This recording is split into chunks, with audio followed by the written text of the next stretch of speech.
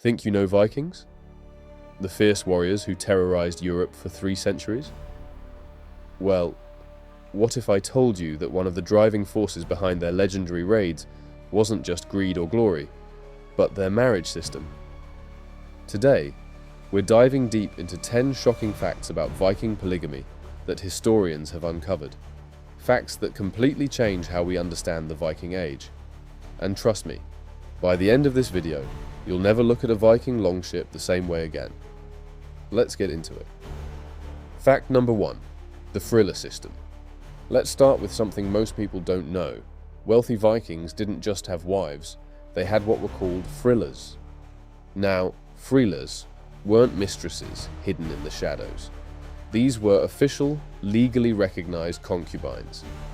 And here's where it gets really interesting. The children born to frillas were considered legitimate heirs with full inheritance rights. Yes, you heard that right. A concubine's son could inherit land, titles, and wealth just like the son of a legal wife. This wasn't some secret arrangement or scandal. It was completely legal and socially accepted in Viking society. The more wealth and status a man had, the more frillas he could support. And for powerful Vikings, having multiple frillas was actually a status symbol, a public display of their wealth and influence. But here's the catch. Maintaining even one frilla was expensive. You had to provide for her, house her, and support any children she bore. So while the law allowed it, only the truly wealthy could afford multiple women in their households. Fact number 2. The demographic crisis. Now, here's where things get dark, and I mean really dark. When wealthy men monopolized multiple women, having both wives and frillas, it created a mathematical problem. A demographic crisis that would shape the entire Viking Age. Think about it. If you have 100 men and 100 women in a society, everyone can potentially pair up, right? But what happens when the richest 20 men each take 3, 4, or 5 women? Suddenly you have 20 to 40 men who have absolutely no chance of ever getting married. And we're not talking about just a few unlucky guys. This was happening across all of Scandinavia. Thousands upon thousands of young Viking men reached adulthood only to realize that all the available women were already taken by older, wealthier, more established men. These weren't men who chose to be single. They were systematically locked out of marriage by the social structure itself. And what do you think happened to all that frustration, all that anger, all that desperate desire to achieve the wealth and status needed to finally attract a wife? It exploded outward. And that explosion became what we now know as the Viking raids. Recent research suggests that the Viking invasions weren't primarily driven by overpopulation, climate change, or even the desire for treasure, the real motivation. These unmarried men needed to acquire wealth and status fast, so they could finally afford to marry when they returned home. Fact number 3. Raiding for a bride price. So let's talk about what this actually looked like in practice. Imagine you're a young Viking man in the year 850 AD. You're in your early 20s, physically fit, skilled with weapons, but you own no land, you have no significant wealth. And because of that, no father will agree to marry his daughter to you. You look around and see that all the chieftains, all the jarls and wealthy landowners, they've got wives and frillas. Meanwhile, you can't even afford the bride price for one woman. What are your options? You could work for years as a farmhand, slowly saving. But by the time you've earned enough, you'll be middle-aged, and the women your age will already be married. Or you could join a raid. Raiding offered something that farming never could: rapid social mobility. One successful raid could net you more silver in a season than you'd earn in a decade of farming. Raid a monastery, capture some valuable hostages, bring home treasure and slaves. Suddenly, you're a man of means. Suddenly, fathers will listen to your marriage proposals. This is why the raids intensified during the Viking Age. It wasn't just about expansion or conquest. For many young men, it was literally their only shot at achieving the basic life milestone of marriage and family. And here's the tragic irony. The men who created this system, the wealthy polygamous Vikings, they were also the ones who benefited most from the raids. They financed the ships, they took the largest share of the plunder, and they further enriched themselves while the young men did the dangerous work. The system fed itself. Polygamy created the crisis created the raiders, and the raiders brought back enough wealth to perpetuate the polygamous system. Fact number 4. Multiple historical sources confirm it. Now, you might be thinking, how do we actually know all this? Couldn't this just be speculation? Great question. And the answer is, we have multiple independent sources from completely different cultures all confirming the same practices. Arab travelers who encountered Vikings in Russia and along trade routes documented their polygamous practices. These weren't people with any reason to lie or exaggerate. They were simply recording what they observed. Christian monks writing from England, Ireland, and France, often victims of Viking raids, also mentioned Vikings taking multiple women. Yes, they were enemies, but their accounts align with other sources. And then we have the Norse sagas themselves. These epic tales, written down centuries later but based on oral traditions, repeatedly mention prominent Vikings with multiple wives and concubines. One of the most detailed accounts comes from Adam of Bremen, an 11th century German chronicler. He wrote specifically about Swedish customs and stated clearly that a man could keep as many frillas as his wealth allowed. He wasn't being judgmental or sensational, just factual. We also have legal codes from Viking Age Scandinavia that explicitly mention frillas and their children's rights. These weren't moral teachings or stories. These were actual laws being enforced. Archaeological evidence backs this up too. Some wealthy Viking graves show burial patterns consistent with a man interred alongside multiple women, suggesting these relationships continue to be honored even in death. So this isn't speculation or myth. This is documented historical fact from multiple independent sources. Viking polygamy was real. It was widespread among the elite, and it had profound consequences for their entire society. Fact number 5. Viking wives had real power. Now here's where the story gets a fascinating twist. Because while wealthy men could have multiple concubines, Viking wives, the legal wives, had serious power. See those keys? In Viking society, the wife controlled the keys to all the storage chests and rooms in the household. This wasn't symbolic. This meant she controlled access to all the family's food, trade goods, and valuables. The husband might own the wealth, but the wife managed it day to day. Viking wives could own property in their own names. They could run businesses. They could trade independently.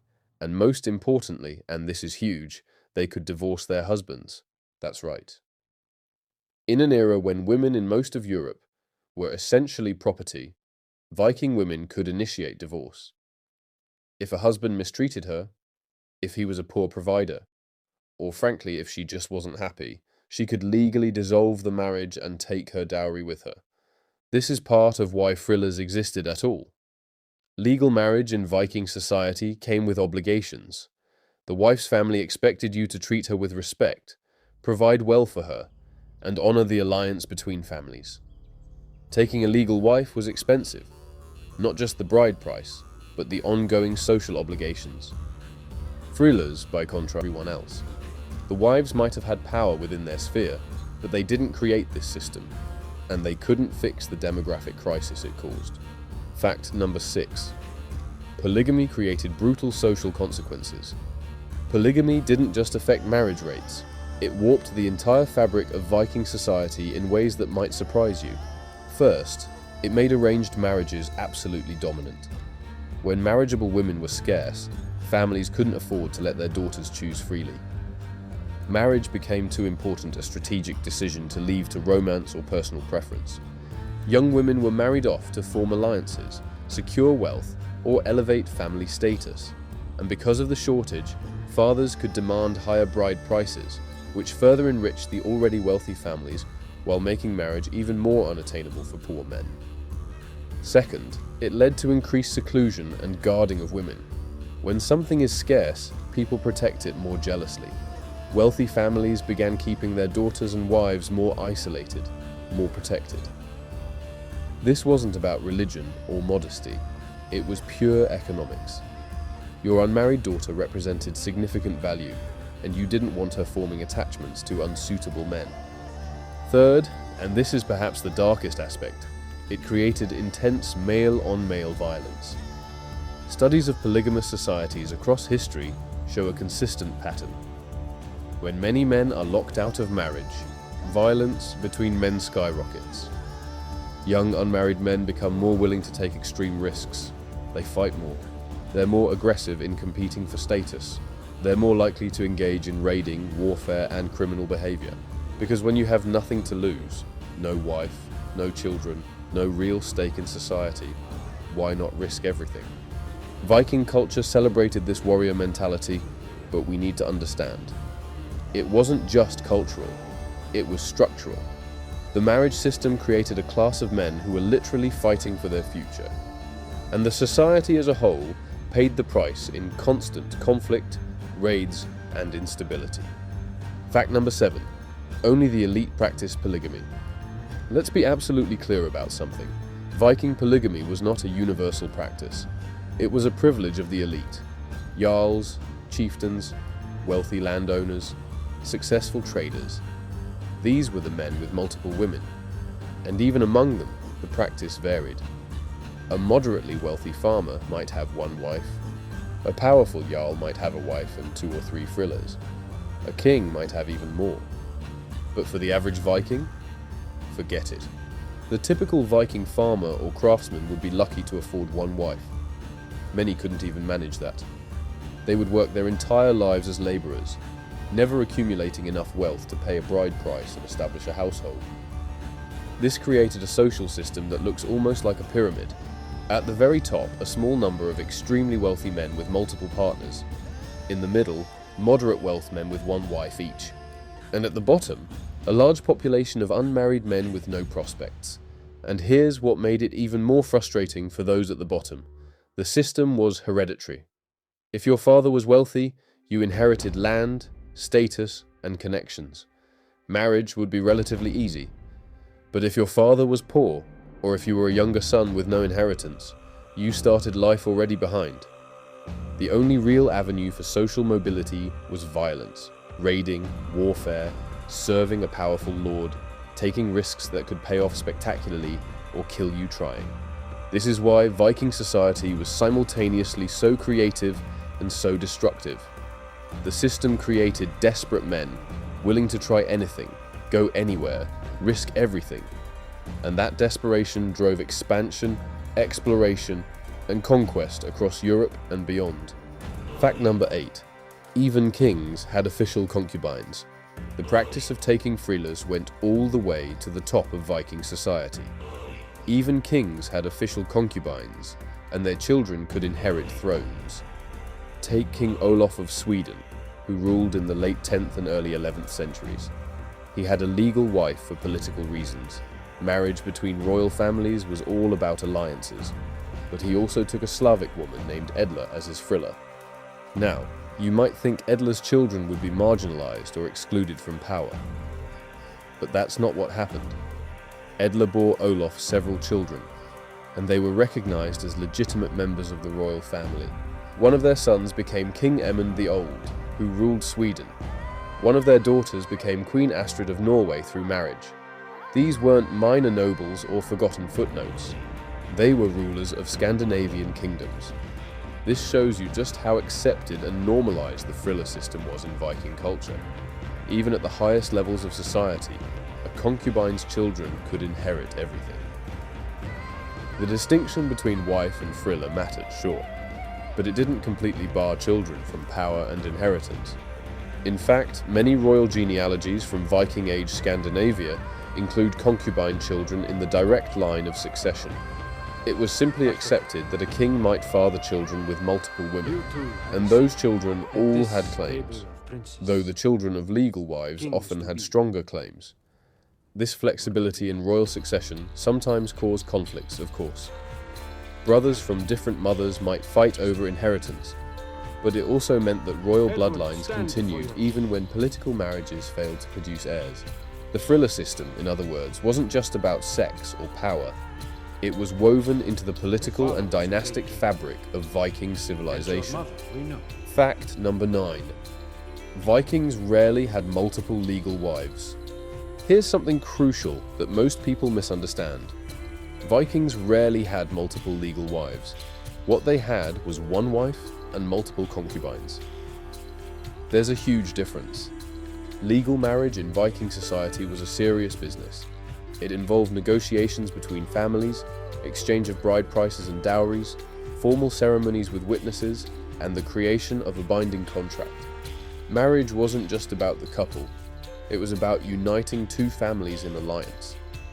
When a wealthy Viking married, he was saying to the world, "This woman's family is important enough that I'm making them my allies. This woman is the mother of my primary heirs. This household belongs to her." Taking a second legal wife would mean what exactly? Which wife has authority? Which family alliance takes precedence? Whose sons inherit first? The legal and social complications would be enormous. That's why the Frilla system existed. It allowed wealthy men to have multiple partners without creating impossible legal tangles. The Frilla had some rights. Her children were legitimate. She had protections under law. But she wasn't equal to the wife. There was a clear hierarchy. True polygamy, where multiple women all have equal legal status as wives, was almost unheard of in Viking society. That wasn't the model they used. So when historians talk about Viking polygamy, we really mean polygyny with a single legal marriage plus concubinage.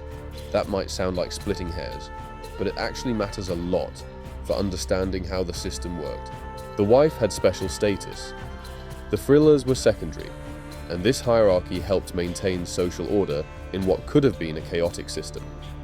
But it still created all the same demographic problems. Whether you call them wives or concubines, wealthy men were still monopolizing multiple women and leaving others with none. Fact number 10. Christianity ended it all. So what ended this system? How did Viking polygamy finally disappear?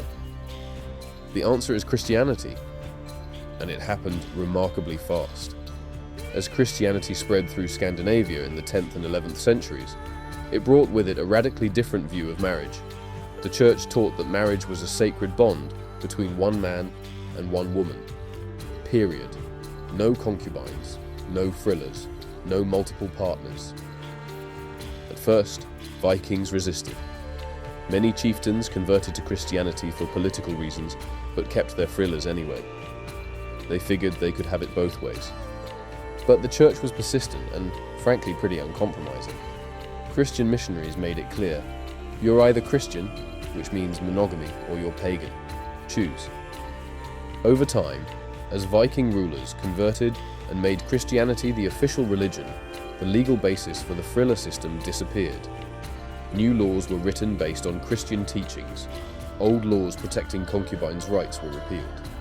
By the mid-11th century, polygamy and concubinage were officially illegal across most of Scandinavia. And here's what's fascinating. The entire social system that had driven Viking expansion for centuries collapsed with it. Think about it. If polygamy created the surplus of desperate unmarried men who became raiders, what happens when you eliminate polygamy? Suddenly, more men can marry. The pressure valve releases. The demographic crisis eases. Raiding didn't stop immediately, of course, but the nature of Scandinavian expansion changed. Less raiding, more trading. Less pillaging, more settling. The Vikings transformed from terrifying raiders into merchants, farmers, and eventually integrated Europeans. The Viking Age didn't just end because they ran out of places to raid. It ended because the social structure that created Vikings in the first place was dismantled. Christianity didn't just change what Vikings believed, it changed the fundamental mathematics of their society. Within a few generations, the old ways were almost completely forgotten. Viking polygamy became a historical curiosity, remembered in sagas, but no longer practiced. So there you have it, 10 facts about Viking polygamy that completely reframe how we understand the Viking Age. This wasn't just a cultural quirk or an interesting historical detail. This was a fundamental structural problem that shaped everything about Viking society. It created the raiders, it drove the expansion, it influenced their laws, their violence, their gender relations, and ultimately their transformation into Christian medieval kingdoms. The next time you see a Viking ship in a movie or a video game, remember, those ships weren't just carrying warriors looking for gold, They were carrying desperate young men trying to earn enough wealth and status to finally go home and get married. The Vikings didn't raid despite their culture. They raided because of it, because their marriage system created a crisis that could only be solved through expansion, violence, and conquest. And when that system was finally dismantled by Christianity, the Viking Age ended with it. History is never as simple as we think. The real story is always more complex, more human, and often more surprising than the myths we tell ourselves. If you found this fascinating, please like this video and subscribe to the channel. We dive deep into hidden history that changes everything you thought you knew. Leave a comment telling me which fact surprised you most. Thanks for watching, and I'll see you in the next one.